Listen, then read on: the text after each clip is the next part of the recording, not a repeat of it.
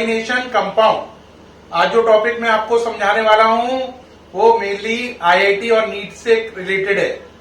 Board exam में कम आता है लेकिन आईआईटी और नीट में ही आता है, लेकिन ये समझना जरूरी है क्योंकि आपने ये दोनों एग्जाम के लिए तैयारी कर रहे हैं।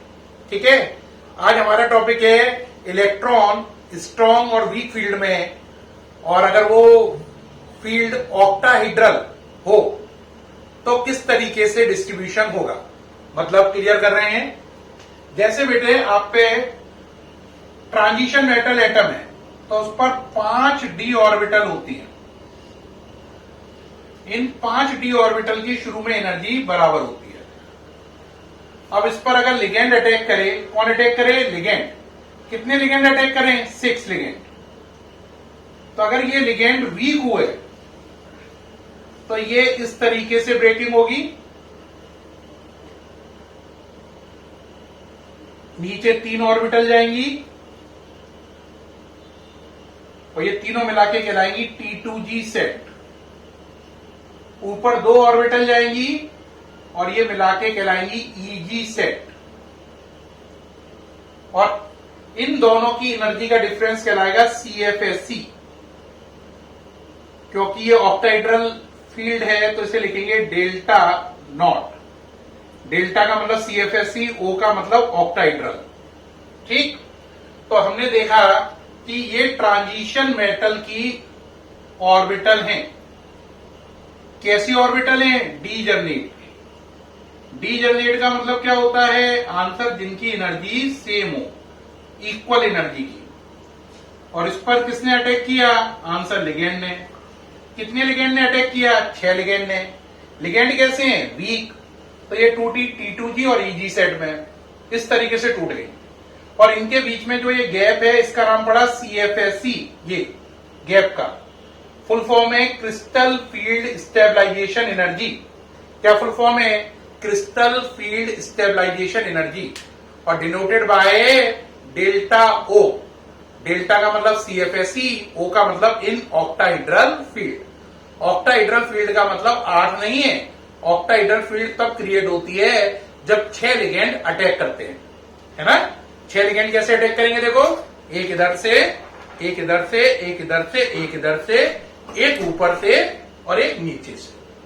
ठीक, अब अगर आपको इसमें इलेक्ट्रॉन को भरना है तो कैसे भरा जाए अगर वीक लिगेंड का केस है? तो देखो बेटा, ध्यान से समझना, ये बात आईआईटी में पूछी जाती है इसलिए ध्यान से समझना। ये हटा रहा हूं। अगर हमारा वीक लिगेंड का केस है तो हमारी T2G ऑर्बिटल और EG ऑर्बिटल की एनर्जी में ज्यादा गैप नहीं है। इन दोनों की एनर्जी लगभग पास में ही है। आप देख रहे थे ना, T2G इधर थी, EG ये थी, ये गैप बहुत बड़ा नहीं था। अब आप पर इलेक्ट्रॉन है, कैसे बने भाई? अगर मान लीजिए मेरे पास D1 कॉन्फ़िगरेशन है। कौन सा कॉन्फ़िगरेशन है? D1। तो एक इलेक्ट्रॉन है तो इलेक्ट्रॉन इसमें आएगा, T2G में आएगा, EG खाली। अब मान लीजिए आप कहोगे नहीं सर, एक नहीं, मेरे पास 2 इलेक्ट्रॉन हो, D2 कॉन्फ़िगरेशन हो, तो क्या करें? D2 होने पर क्या करेंगे? एक इसमें, एक इसमें। आप कहोगे सर D2 की जगह D3 होता। चलो भाई बनाते जाओ। अगर आप पे D3 कॉन्फ़िगरेशन होता तो 1 2 3 ऐसे आता। अब आप कहोगे D3 की जगह सर अगर D4 होता, बिल्कुल सही बात, D4 होता तो क्या करते भाई?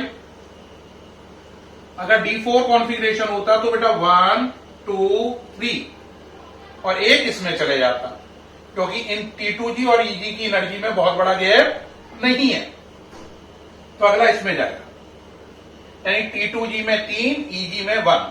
ये तीनों मिलाकर T2G सेट है और ये दोनों मिलाकर EG सेट है ना। अब आपका D5 कॉन्फ़िगरेशन है तो क्या होगा बोलो? D5 बनाइए भाई, D5 करो बच्चों। 1 2 3 4 5, T2G 3, EG 2, D5 हो गया। आप कहोगे सर D5 नहीं, D6 हो तो क्या करेंगे? अब D6 पे देखो बच्चों, यहां पे बना लीजिए।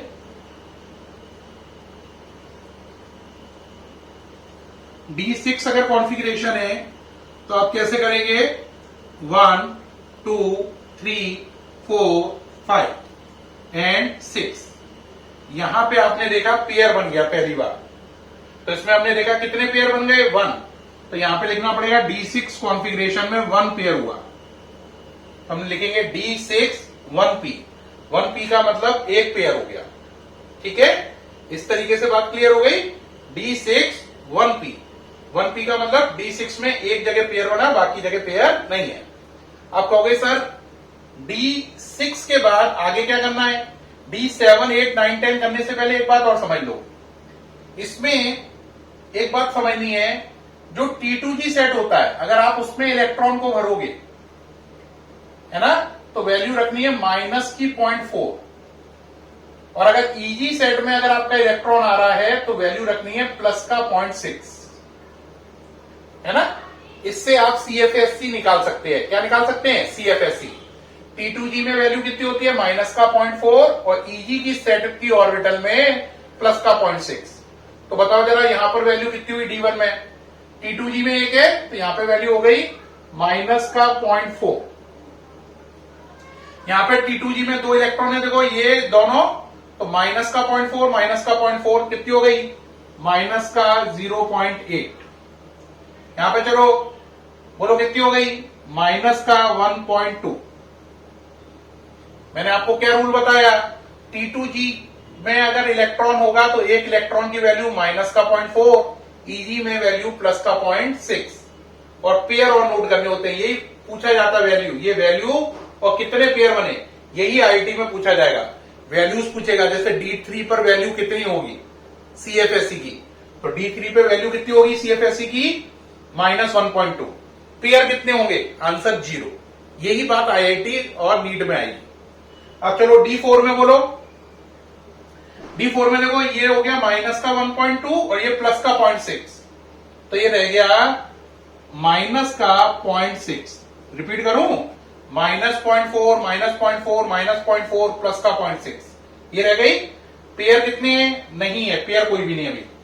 D5 में चलो बोलो 1 2 3 -0.4 -0.4 +0.6 तो कितनी रह गई? 0। तो ये वैल्यू हो गई 0.0।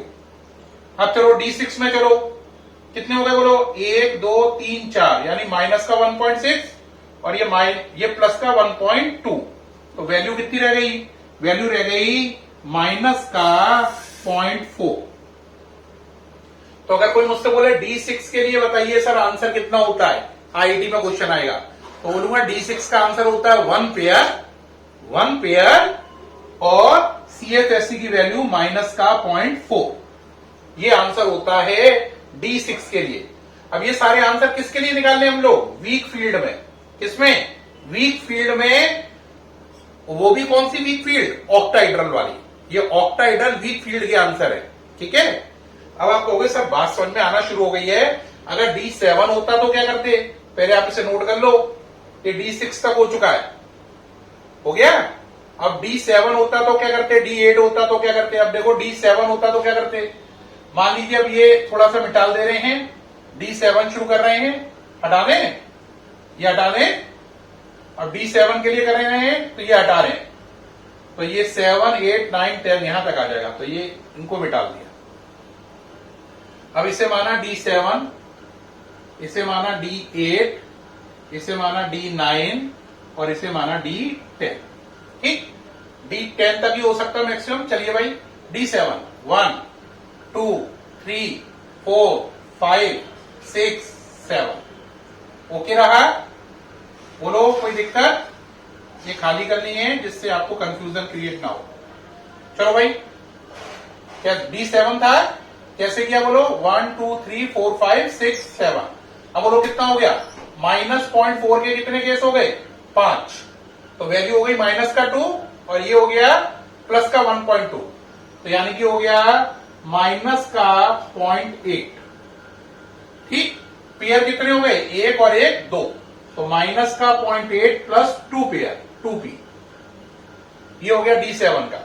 अब D8 का खुद से करो, 1 2 3 4 5 6 7 8, ये -2.4 और ये +1.2, तो रह गया माइनस का 1.2 और कितने पेयर हो गए 3 पेयर। क्या ये बात समझ में आ रही है? ये देखो 9 खींच दी जिससे आपस में कटे नहीं, साफ नजर आए। ठीक, अब D9 में चलो 1 2 3 4 5 6 7 8 9 सॉल्व करो। कितना हो रहा है बोलो? ये हो गया माइनस का 0.6 प्लस कितने पेयर 4 पेयर। ये नजर आ रहा है? ओके, अब D10 चलो 1 2 3 4 5 6 7 8 9 10 वैल्यू हो गई 0 पूरी और पेयर कितने हो गए 5। तो 5 पेयर और वैल्यू कितनी हो गई 0। ये इसका आंसर हो गया।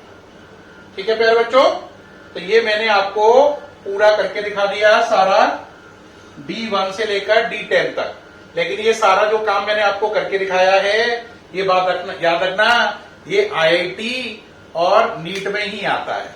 यानी वो आपको कॉन्फ़िगरेशन दे देगा, जैसे बोलेगा D6 कॉन्फ़िगरेशन, फिर बोलेगा ऑक्टाहेड्रल फील्ड और वीक लिगेंड, तो आप आंसर निकाल लोगे। उन्होंने बोला D8 कॉन्फ़िगरेशन, ऑक्टाहेड्रल फील्ड और वीक लिगेंड, तो आप बोलोगे अगर D8 है तो इसका आंसर है CFSE का -1.2 और 3 पेयर होंगे। ये वैल्यू और ये पेयर ही बताने होते हैं IIT और नीट में। तो ये मैंने आपको करके दिखा दिया सारा। अब कहोगे सर आगे क्या बता रहे हो? अगला पॉइंट सुनो बेटा, ये हटा रहा हूं सारा। अब अगली बात बताने जा रहा हूं कि अगर लिगेंड स्ट्रांग हो, क्या हो स्ट्रांग, तब क्या होता? अगर लिगेंड स्ट्रांग हो तो आपके जैसे ये 5 ऑर्बिटल है, अगर लिगेंड स्ट्रांग हो, और कितने लिगेंड हो 6, कितने लिगेंड हैं 6 लिगेंड, और कैसे हैं स्ट्रांग हैं, तब क्या होगा? एकदम ही कमाल। ये देखो गैप बहुत बड़ा हो जाएगा। ठीक है, गैप काफी बड़ा हो जाएगा। 3 ऑर्बिटल इधर आएंगी, 2 इधर आएंगी, ये बात तो सेम ही रही, लेकिन देखो गैप काफी बड़ा हो गया। CFSE का डेल्टा ऑक्टाहेड्रल का गैप काफी बड़ा हो गया। ठीक है, अब गैप काफी बड़ा हो जाने से इलेक्ट्रॉन कैसे बनेंगे देखना समझना। 1 है तो 1, फिर 2, फिर 3। अब ये नहीं है 4 5 इधर नहीं आएगा, 1 2 3 4 5 6, फिर उसके बाद 7 8 9 10। दोबारा बताओ कैसे भरोगे? 1 2 3 4 पे अब ऊपर नहीं जाएंगे, 4 5 6 7 8 9 10। अब आप कहोगे कैसे बनेंगे सर, इसकी वैल्यूज कैसे निकलेगी? तो वो देखो अब IIT के हिसाब से कैसे निकलेंगी। देखें भाई ध्यान से, बताएं वैल्यू कितनी कितनी माननी है, आपको मालूम ही है। T2G सेट में कितनी माननी है -0.4 और EG सेट में कितनी माननी है +0.6। ये वैल्यूज है। तो चलिए भाई D1,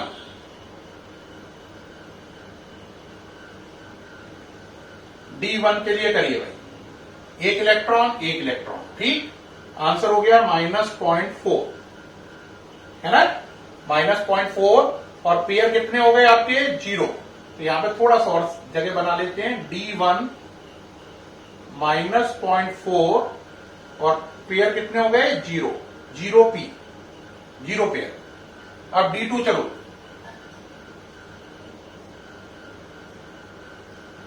D2 चलो बोलो, 1 और 1 2, तो -0.8 प्लस 0p, ये 0 लिखा है 0, है ना, 0p, P for pair.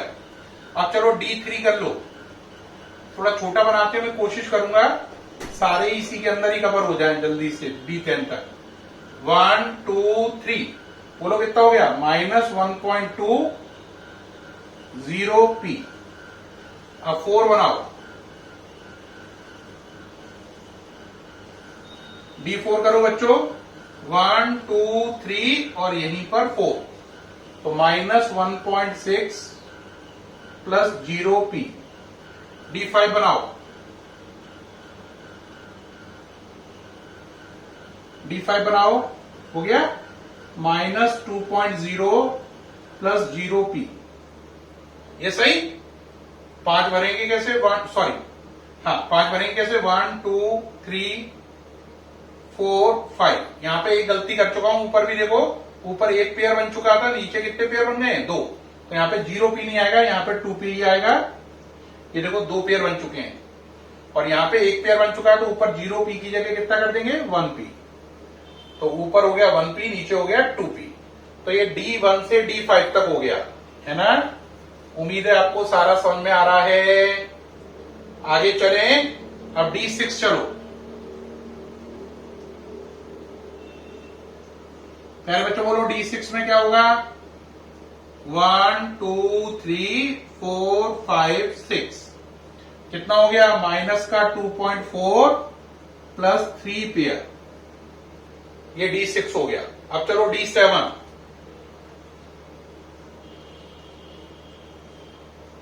D7 चलो भाई, कितना हो गया D7 में बोलो? 1 2 3 4 5 6 7। ये ठीक। तो ये रह गया माइनस का 1.8, और पेयर कितने हैं? 3 पेयर। वैल्यू इससे कैलकुलेट करते जा रहे हैं। D7 तक हो गया। अब अच्छा D8 9 10, उनको बनाने के लिए मैं चाह रहा हूं D8 भी यहां पे ले रहे हैं, 9 10 ऊपर ले जाएंगे बाद में। D8 तक यहां पे कर ले रहे हैं, ठीक है? D8 1 2 3 4 5 6 7 8। ये रह गया माइनस का 1.2 प्लस कितने पेयर? 3 पेयर। ये हो गया D8। क्या हो गया? D8। अब रह गया D9 और D10। D9 देखें, 1 2 3 4 5 ऑर्बिटल। D9 कॉन्फ़िगरेशन है। भरिए 9, 1 2 3 4 5 6 7 8 9। ठीक।